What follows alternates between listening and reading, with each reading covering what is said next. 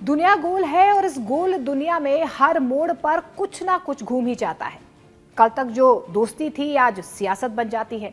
कल तक जो मुलाकात तय थी आज वो कैंसिल हो जाती है। और इस बार ये घूमती कहानी है दुनिया की दो सबसे ताकतवर शख्सियतों की, डोनाल्ड ट्रंप और व्लादिमीर पुतिन की। सवाल है कि क्या ट्रंप ने रूस को मना किया या पुतिन ने खेल जीत लिया, क्योंकि जो हुआ वो सिर्फ एक मुलाकात का टालना नहीं बल्कि एक बड़ी चाल का हिस्सा है।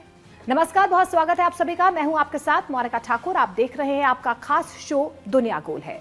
अमेरिका के राष्ट्रपति डोनाल्ड ट्रंप ने रूस के राष्ट्रपति व्लादिमीर पुतिन से होने वाली दूसरी मुलाकात की तैयारियों को रोक दिया है। हाँ, वही मुलाकात जिसे ट्रंप ने खुद 6 दिन पहले बड़ी उम्मीदों के साथ घोषित किया था।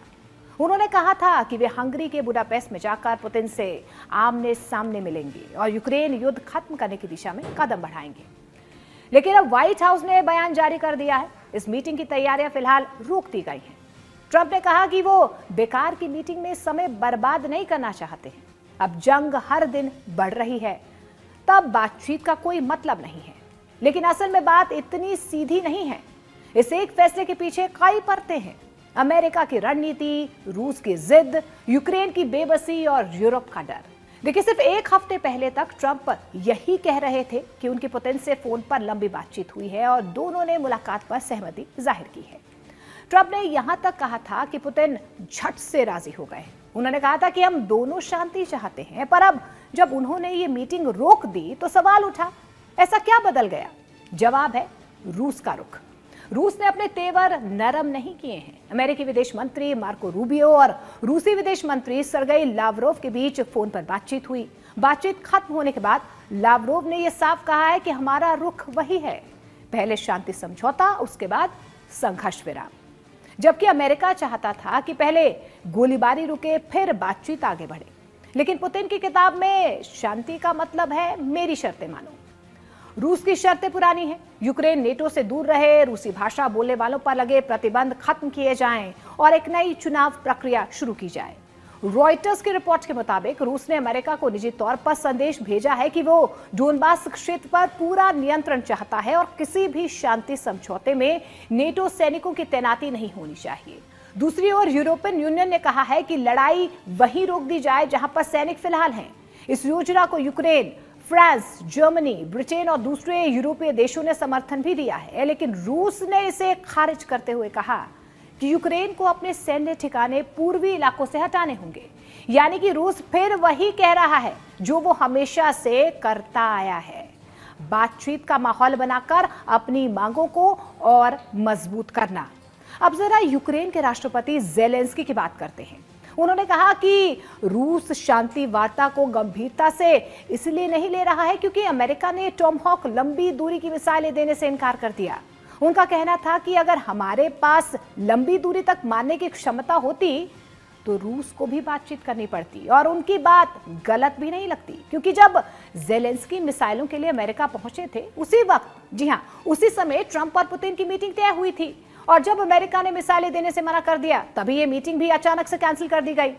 तो क्या ये सिर्फ एक संयोग है या फिर सब कुछ पहले से ही तय था? देखिए, कई अंतर्राष्ट्रीय विश्लेषक ये कह रहे हैं कि पुतिन ने ट्रंप को फिर से अपनी चाल में फंसा लिया है। हमेशा की तरह उन्होंने वही दिखाया है जो वो दिखाना चाहते हैं।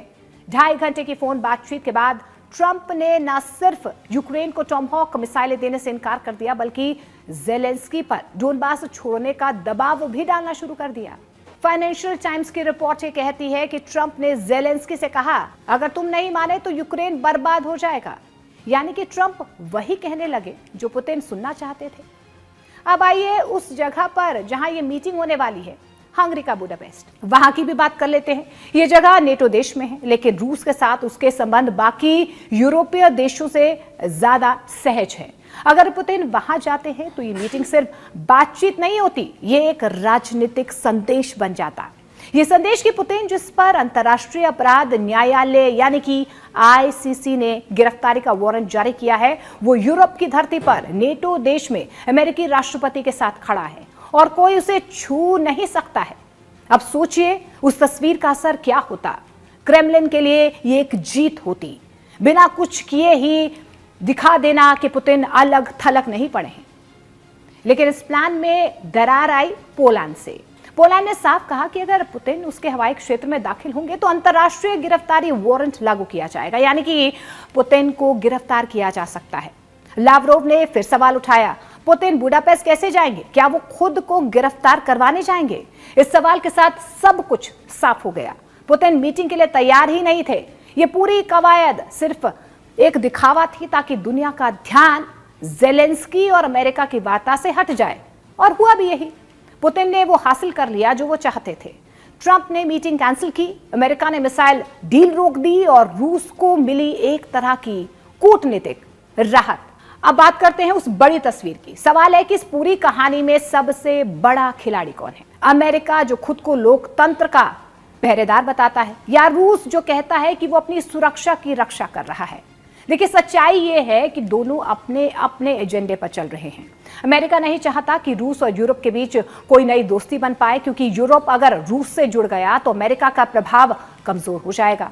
दूसरी तरफ रूस नहीं चाहता है कि नेटो उसके दरवाजे तक पहुंच जाए।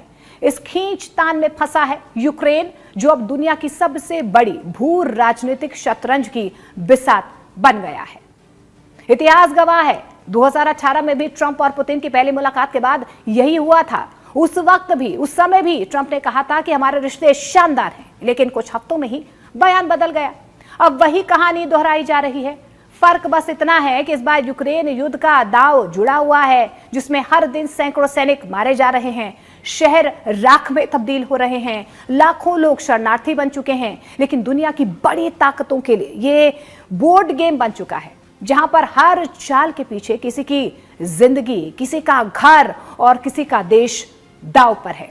अब सवाल यह है कि क्या ट्रंप और पुतिन की मुलाकात वाकई शांति की दिशा में कदम थी, या फिर सिर्फ एक नया पॉलिटिकल स्टंट? क्योंकि जो संकेत सामने आए हैं वो बताते हैं कि दोनों तरफ से किसी के पास युद्ध खत्म करने की सच्ची इच्छा नहीं है। रूस चाहता है कि यूक्रेन झुके, अमेरिका चाहता है कि रूस थमे, और यूक्रेन इस रस्साकसी में पिस रहा है। ट्रंप कहते हैं मीटिंग बेकार थी, लेकिन शायद वो भूल गए हैं कि कई बार इतिहास की सबसे बेकार मीटिंग भी दुनिया का रुख बदल सकती है। और यही वजह है कि इस पूरी कहानी के बाद एक बार फिर से साबित होता है कि दुनिया सचमुच गोल है। यहाँ कोई कहानी सीधी नहीं होती है। जो आज तय लगता है वो कल पलट जाता है। ट्रंप और पुतिन की मुलाकात रुक गई, लेकिन इसके पीछे की कहानी कहीं ज्यादा गहरी है। एक तरफ रूस चाहता है कि दुनिया उसे गंभीरता से ले, दूसरी तरफ ट्रंप चाहते हैं कि अमेरिकी जनता उन्हें फिर से डील मेकर कहें, और इस बीच यूक्रेन की धरती पर हर दिन नई खबरें बन रही हैं। देखिए, कहा जाता है कि राजनीति में शांति वो शब्द है जिसका इस्तेमाल अक्सर समय खरीदने के लिए किया जाता है। शायद यही इस कहानी की असली सीख है, क्योंकि अब बड़ी ताकतें शांति की बात करती हैं, जो असल में वो अपनी अगली चाल की तैयारी कर रही होती हैं। पुतिन और ट्रंप की मुलाकात रुक गई, लेकिन जंग नहीं रुकी। रूस की जिद वही है, अमेरिका की नीति वही है, और यूक्रेन की पीड़ा भी वही है।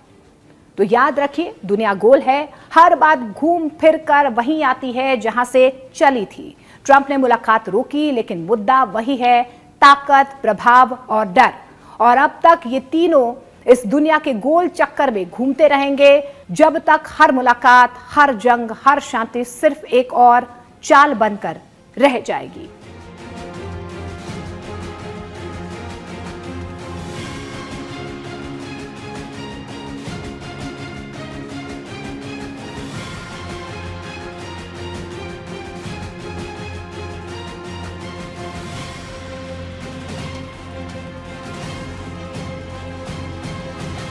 कड़क कैंपेन सांस लूं या जी लूं का हिस्सा बने। कमेंट में लिखें #RightToBreathe और बताएं कैसे बनेगा पॉल्यूशन फ्री इंडिया। अपने आइडिया को कमेंट सेक्शन में जरूर शेयर करें।